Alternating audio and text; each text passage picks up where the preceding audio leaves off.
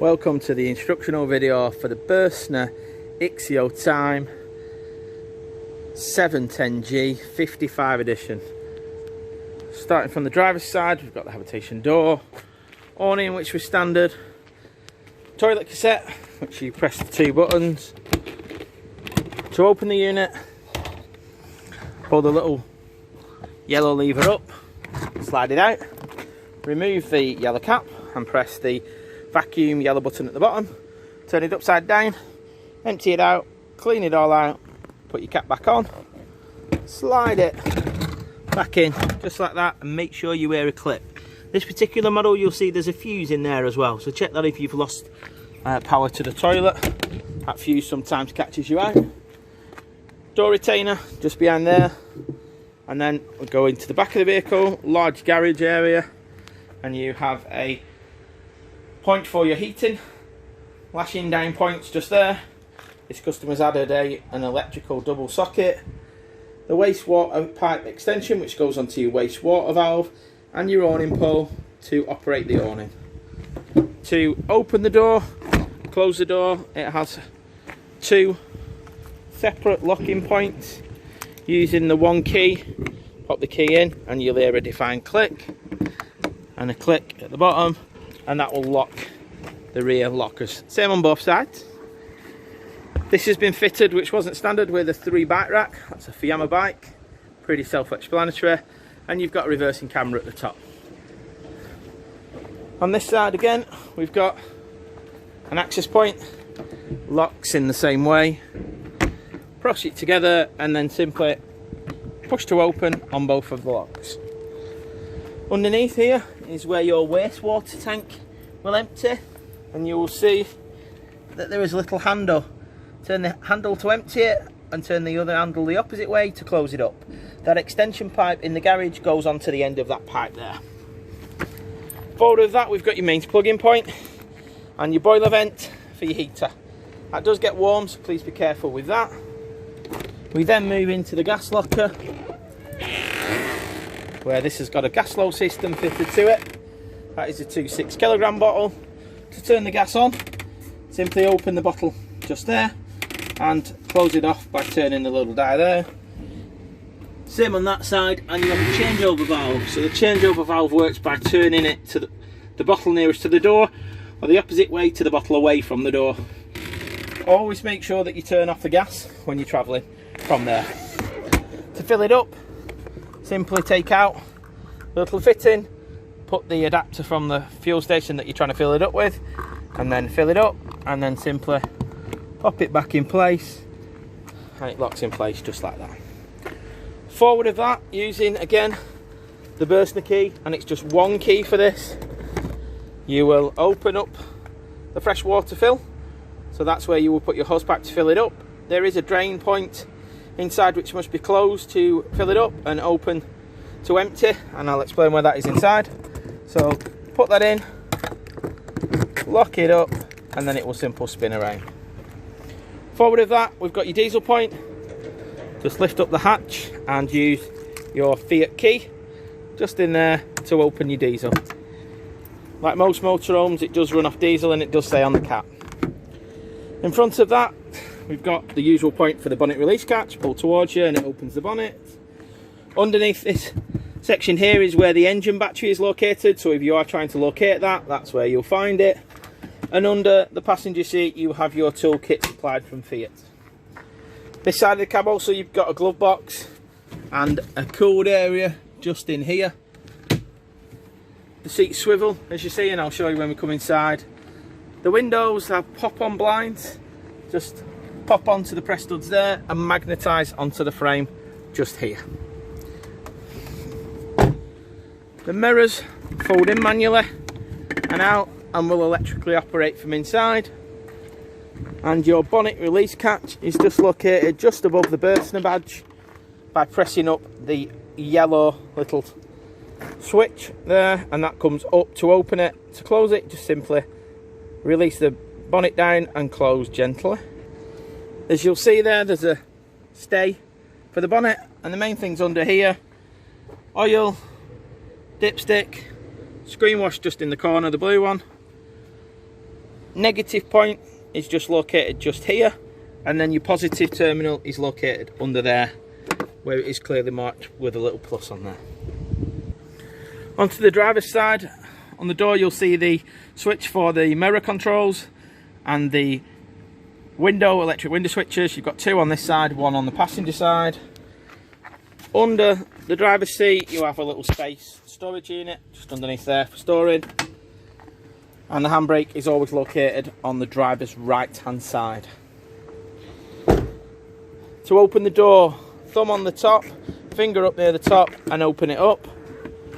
On the door itself you've got a manually locking point, a blind and a fly screen and a bin. Moving inside the vehicle, we have got your main control panel. Now you can see that there is a light illuminated at the top that tells us that we are plugged into mains.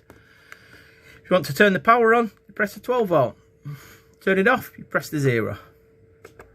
Once the 12 volts on, everything will work in the vehicle regarding the lights and the 12 volt sockets.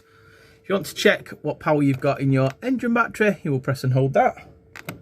In your habitation battery, you'll press and hold that. Your freshwater tank level, you'll press and hold that and it'll give you the reading at the bottom. And lastly, your wastewater level. The switch at the side here is for your water pump. You'll turn it on to 1 to turn the pump on and on to 0 to turn it off.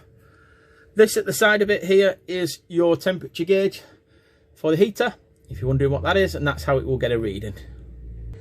Moving away from the controls, you'll see that there's numerous switches for the lights located just there. There's a switch just above, an additional mains and USB charging point, more sockets just underneath the kitchen area, and light switch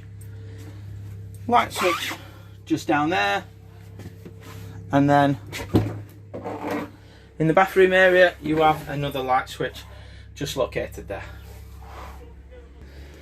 So from the front backwards, underneath the side facing seat here is where you will find your fuses in your main e-box, and below that is your main battery compartment just under that.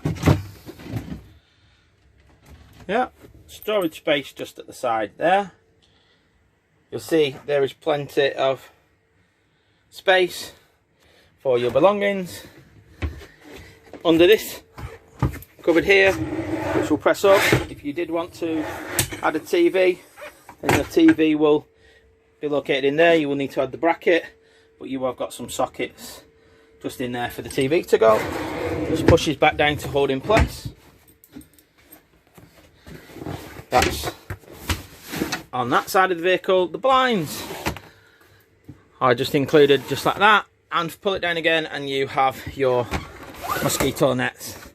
To open up the windows, all work the same. So you have little dials on either side. Twist them on both sides and that will hold your window open. Release them so they're loose and that will close your window. They're the same on that window, same on the window above the driving area, and again that too has a fly screen and blind. Slightly different on this side of the vehicle. Again, they do have the windows with the window stays, but then just gently up to hold that in place. All the way up will close it, and again has your fly screens and blinds on. These are the same as the driver's side with the twist locks. The rear ones have the stays, similar to the passenger side. Netting just for decoration, and you've got storage areas just above there and in the pockets just there. The nets are just there for a safety procedure because it's a high up bed. You can remove them if you want. The window in the roof has a fly screen and a blind on it again. To open it, you simply release it down, pull the handle back, and then to close it, you push it up and make sure it's over that little button there. Forward of that, we've got storage. Please ensure that the push buttons are pushed in before travelling. You've got a storage area just down here.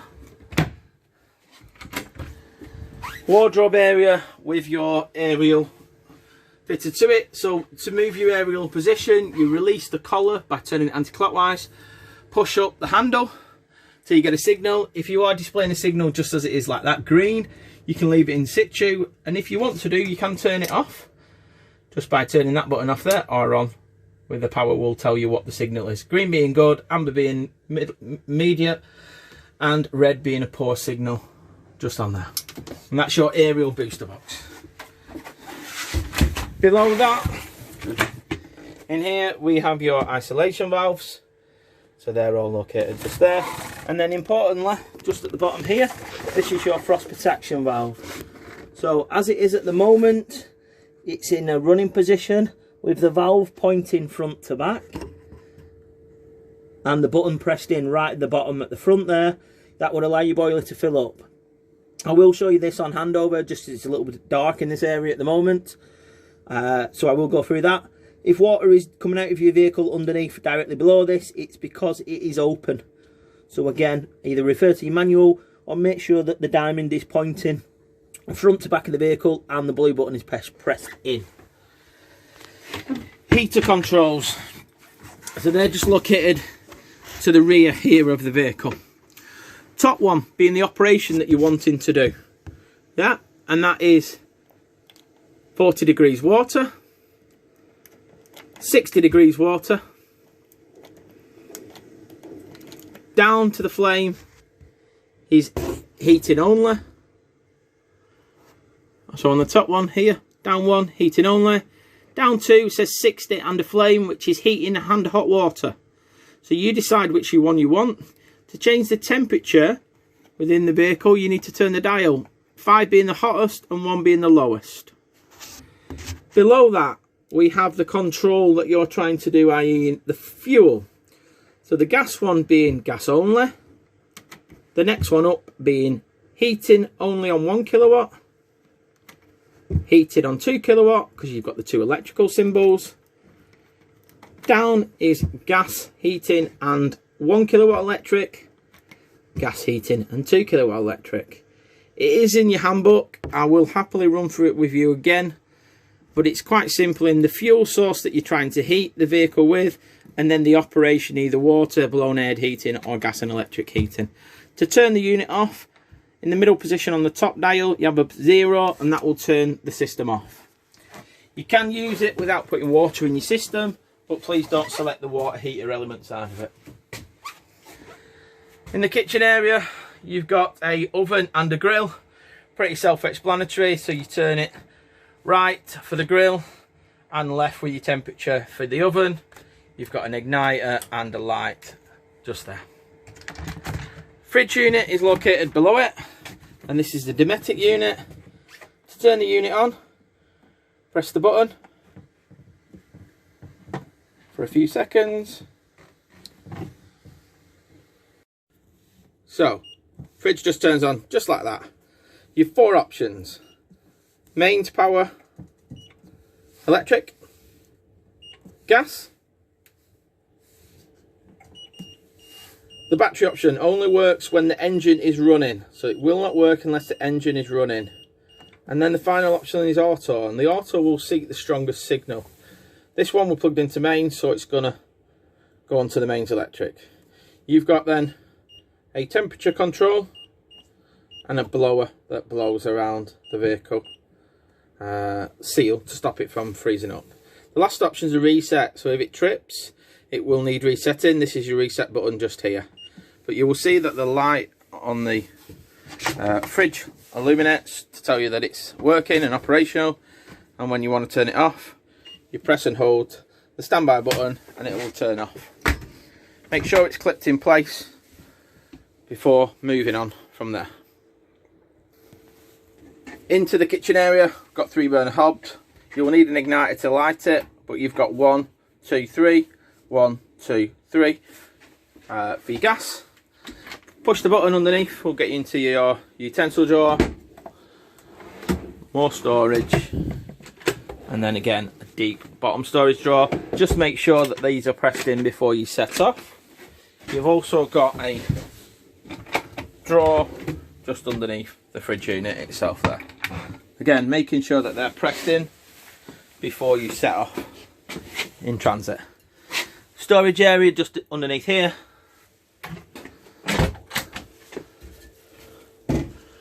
And then I'm going to move on to the table. So the table does extend. Underneath here you will see there is a little black lever.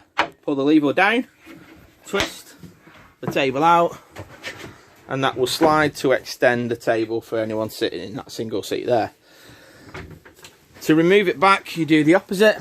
So pull the little catch down and slide it around. The last bit you'll need to do the catch again and it will lock in place. To remove the table, you'll see that there's a little red little notch there. When you lift it up, it sticks up proud. That will allow you to remove the table completely. Just like so. One thing you're going to have to know is underneath this seat here, which you can gain access to by just moving the seat cushions, is access to your freshwater tank. So you can gain access to clean it if you drop anything in it through the little red button there. The wheel on this side is your drain for your freshwater. So turn it anti-clockwise. We'll drain the water completely out of the freshwater tank. Now you have two positions. Turn it clockwise to the first click, just like that. We'll fill the tank up to 20 litres and then overflow the rest of the tank. Continue turning it all the way until it's finger tight. We'll allow the tank to fill up completely full to its 120 litre capacity. Emptying it, you do the same. First turn will drain it to 20. All the way anti-clockwise will completely empty the freshwater tank. The vehicle is a 4 travelling seat belt, and your 2 passengers seats just go like that. To drop the drop down bed, you'll need to make sure that the seats are swiveled out of the way and that this cushion, quite important this, is folded down flat. That's enable the mechanism for the drop down bed to sit all the way on the supporting pins. Then what you do above your head here, pull this backwards, which releases the pins on either side, and then pull the bed down just like that. Has its own light switches, and that's how you turn it on there. Support nets, which just clip into the eyelets on the roof, and your ladders just hook over the edge. Nice and neat, just like that. Making sure that obviously it's connected at the top and it's on the floor at the bottom. You'll see there is a roof light just at the front, which I've explained earlier, and a bit of storage either side if your pillows are too big. So duvets and sheets are fine. Small pillows, if it doesn't affect the height of the bed going up, are fine. If they're too big, just pop them either side at the front. Make sure when you're pushing the bed back up that you hear a click on either side. If you don't, then the bed will come down. Just give it a little pull just to double check. If it's firmly in place, it'll stay there.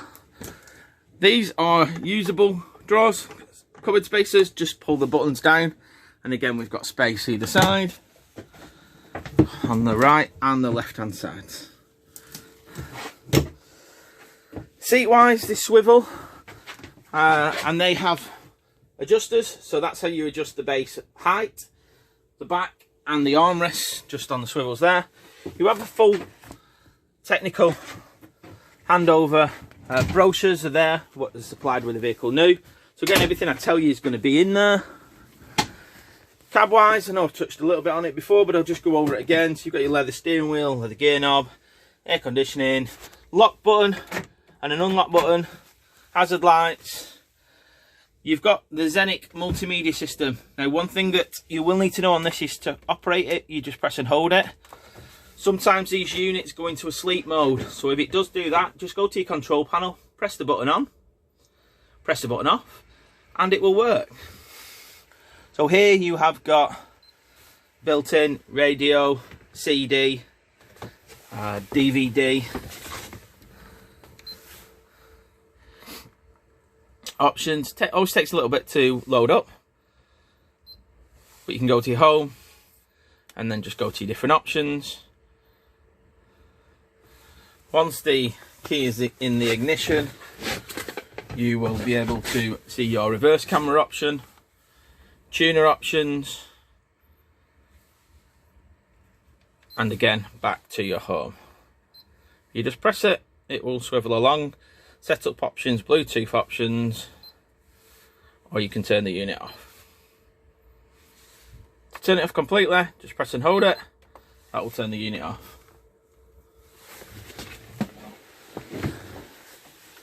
Lastly, in the bathroom area, we have got your toilet cassette, so I mentioned earlier. The valve to open and close it is just located to the left hand side. There is a light switch just located down there, and storage units either side. When you're moving around to use the shower, you need to swivel the toilet all the way around. The sink moves all the way around. Release the turnbuckle, which will then sit that side just nice and neat there.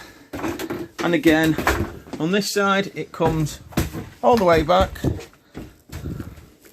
and just magnetises just like that to make a large shower area.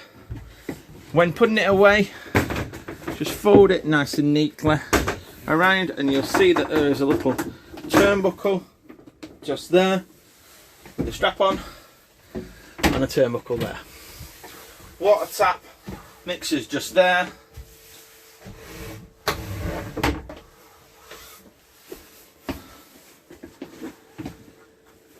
And that concludes the handover video.